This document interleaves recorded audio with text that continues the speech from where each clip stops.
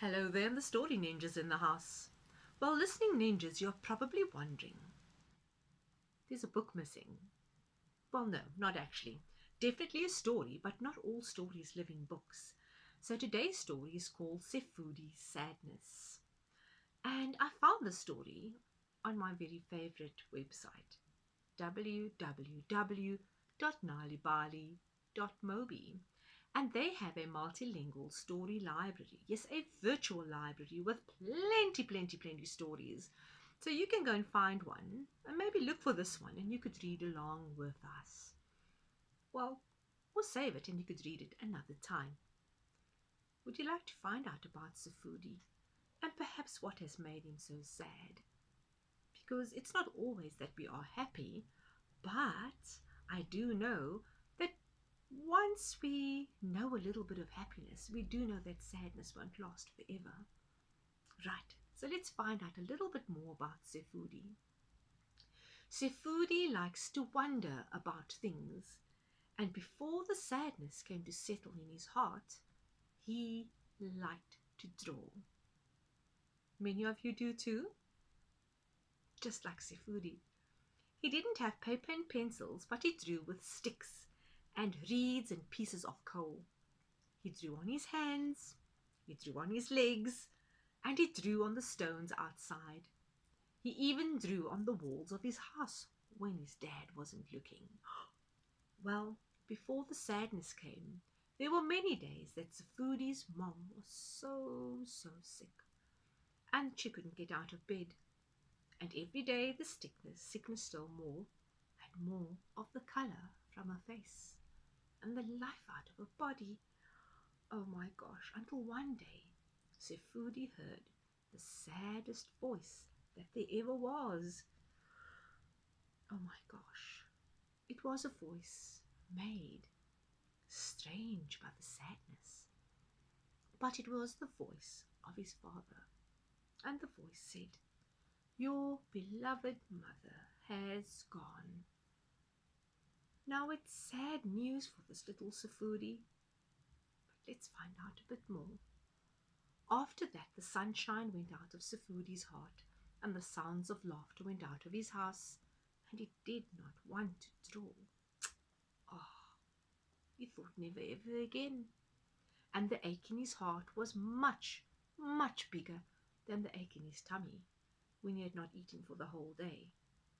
Now some of you are trying to imagine how big that ache must be. Well, his heartache was so big that it took 3 years before the river of tears started spilling out of him. And on that day, Sefudi was lying in his bed, staring out of the window. A big silvery moon was rising in the sky, and a blanket of night was spreading over the world and all around him. And he was feeling sleepy, and he was wondering about something strange that a silly boy at school had said. Well, let's hear what this boy said. The boy always thought he knew everything.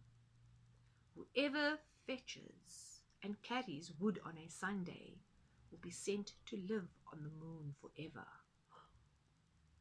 Sefudi wondered if people would really live on the moon.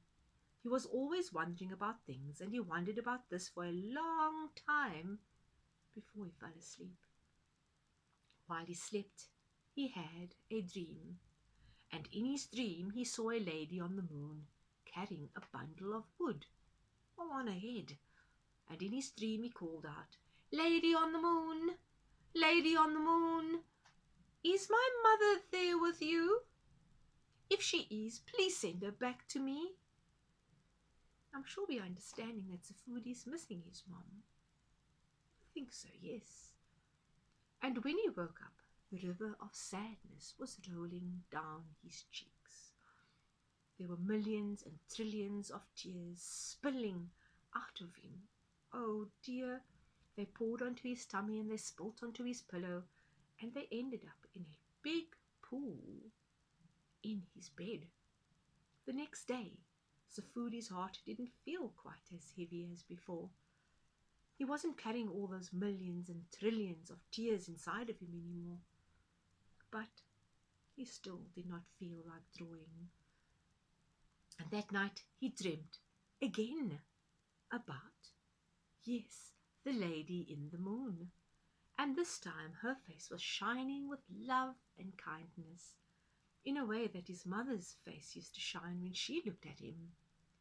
She was carrying a big box of colored crayons and big sheets of sparkling white paper. And when he woke up, she was gone, but she had left a smile in his heart. And in the days and weeks after that, Sefudi started to laugh a little bit, and he started to draw a lot. He drew on his hands and on his arms and on his legs and on his school desk. And sometimes, when he just couldn't help himself, he drew on the blackboard when teacher wasn't looking.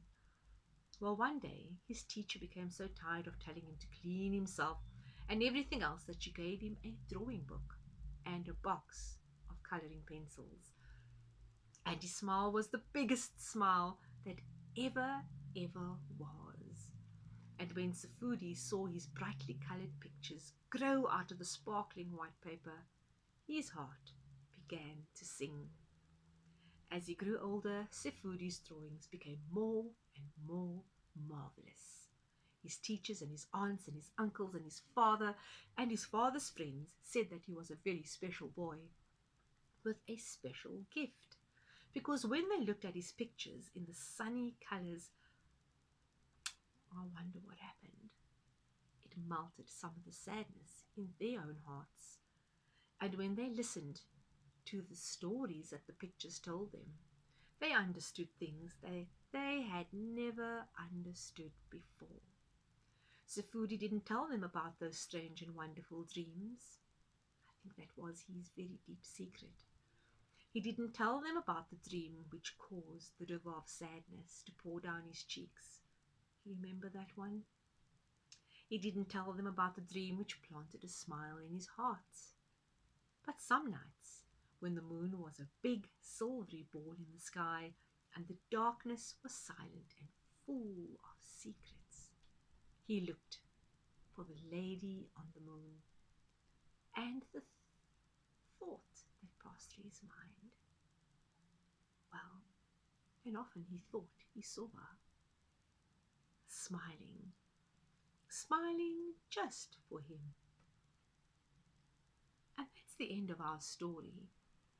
So I am so happy for Sefudi that eventually, working through his sadness, he was able to find his happiness through lots of color and brightness that could share beautiful stories and in turn share that happiness with others.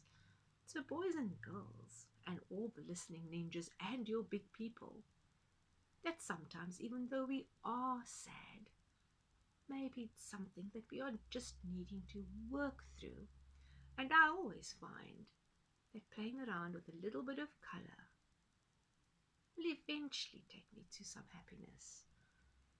So go and fetch out a bit of paper and some colors, and let's see what stories your drawings can tell. So, listening ninjas, until next time, goodbye.